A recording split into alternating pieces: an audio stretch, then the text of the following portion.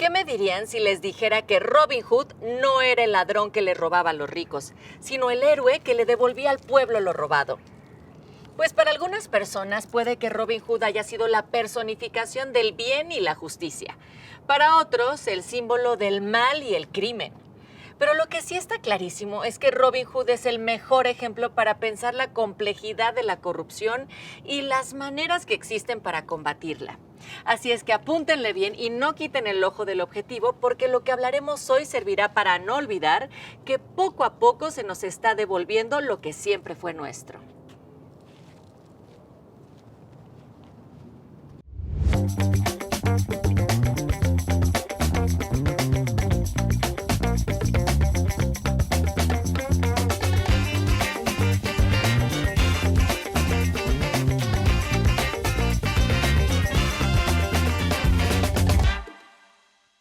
Estoy casi segura que has visto a alguien darle mordida a alguna figura de autoridad. Y no me refiero a morderle nada, sino a, ya sabes, caerte con una lana para que no te metan al bote, para que no se lleven tu carro, entre otras cosas. Se supone que se dice así porque es como quitarle un pedazo a alguien. Pero también una vez escuché a otra persona explicar que el soborno se le dice mordida porque todos tenemos que comer. A lo largo de la historia, la corrupción ha sido un tema bastante recurrente. Lo ha tratado la literatura, cuando Robin Hood robó a los ricos para devolverle al pueblo lo robado, o la realidad misma en momentos como la conquista, cuando la falta de regulaciones de las instituciones de la Nueva España llevó a la gente a establecer prácticas un poco turbias con el fin de mejorar la calidad de vida que el gobierno nomás no les estaba dando. Pero a ver. Mucho se habla de que este país es un nido de corrupción. Y si yo te contara que la corrupción ha sido un problema presente a lo largo de la historia de este país, pero que no es inherente a la cultura mexicana. Y no solo eso, sino que no es una práctica que realmente tenga que existir, sino que se puede evitar. Pues demos un paseo por los años.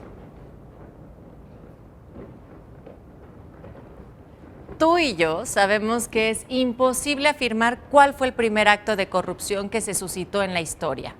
No es como, claro, en el Mesozoico un T-Rex le pidió mordida a un velociraptor para correr por sus pastizales. Pues no. Sin embargo, lo que sí se puede es rastrear algunos de los primeros registros que derivaron en esta práctica. La historiografía plantea que una de las primeras regulaciones contra la corrupción se encontró en el Código Hammurabi, en el que se cuenta que cuando los administradores cercanos al faraón manipulaban porciones de comida, le daban menos comida de la que les correspondía a los obreros que trabajaban para él. Y todos estos problemas se le hacían saber al faraón con el fin de que pusiera orden, como cuando en la secundaria vas y acusas a tus compañeritos con la maestra. Y la corrupción es una cosa que no nació ayer, ni tampoco una cosa de un lugar específico, sino que casi donde han existido reglas, ha habido corrupción. Ahora, en el caso de nuestro territorio, no hay ni un solo registro de corrupción anterior a la conquista. Está de pensarse. Pero, ¿pensar qué?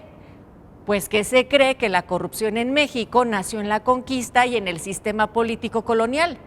Y claro, ningún ciudadano era feliz sabiendo que el poder absoluto de los monarcas era transferido casi intacto a sus representantes. O sea que los virreyes y sus representantes eran nada más y nada menos que meros Nepo babies de la corona. Y así fue como poco a poco se empezó a torcer el asunto.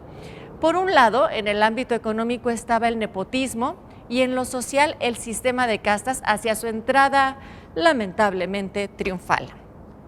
Este sistema generó muchísima desigualdad y como todo puede salir peor, a todo esto se le sumó el hecho de que la corona española estaba alejadísima de la nueva colonia.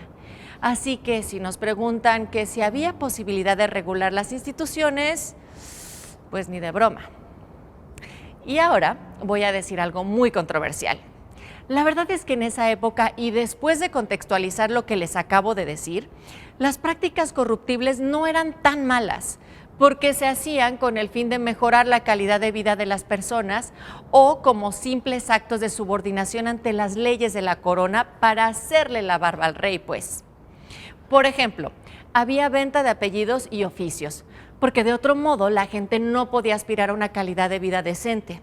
La corrupción estaba disparada y fue porque hasta las condiciones de vida que estaban proporcionando, pues eran poco menos que pésimas. Incluso los virreyes que representan la corona en el territorio presentaron sus gobiernos al beneficio de los españoles. Y esa fue la gota que derramó el vaso. Y a partir del siglo XVIII comenzaron a desarrollarse diferentes estrategias para combatir la corrupción. Primero se implementaron las famosísimas reformas borbónicas, pero tuvieron como consecuencia una mala reacción por parte de los criollos novohispanos, quienes eran los más afectados por esa administración. Así que dijeron, conmigo no cuenten, y llamaron al levantamiento, que terminó nada más y nada menos que en la independencia de nuestro país. Y pareciera que todo es risa y diversión en el México independiente, pero la verdad es que el esquema de desigualdad seguía vivito y coleando, aunque con cualidades distintas ante la implementación del sistema liberal, eso sí. Y entre los ejemplos más sonados de actos corruptibles estuvieron los gastos excesivos y negocios turbios de Iturbide y las haciendas de Santa Ana. Pues oye, ¿cómo es eso de que mientras que el pueblo no podía costearse una vivienda digna, los presidentes andaban desfilándose por ahí con haciendas y casas enormes? A partir de la Constitución de 1857 se comenzaron a regular los poderes y a hacerse notorias las posibles fallas del Poder Ejecutivo. Para lograr todo esto, se crearon la Comisión de Hacienda de la Cámara de Diputados y la Suprema Corte de Justicia. Y como la prensa siempre ha sido altavoz del pueblo, se comenzaron a señalar por mar y tierra todas las fallas del gobierno, cumpliendo una de las labores más importantes, informar para reducir la corrupción. ¡Extra, extra! Se establece el orden y progreso en toda la ciudad.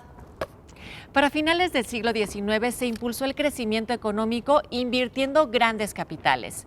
Sin embargo, todo eso fue posible gracias a una política de pacificación.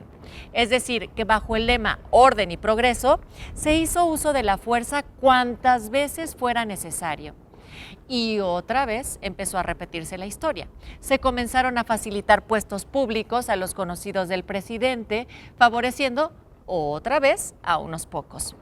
Fue hasta la posrevolución cuando se gestaron los elementos del sistema político que hoy conocemos. Y seguíamos sin rendirnos. Durante el sexenio de Lázaro Cárdenas surgió la Confederación Nacional Campesina y la Confederación de Trabajadores de México, con el propósito de garantizar los derechos de los trabajadores. Se dejó de aplicar la palabra beneficencia y se empezó a utilizar más bien asistencia, como se debe.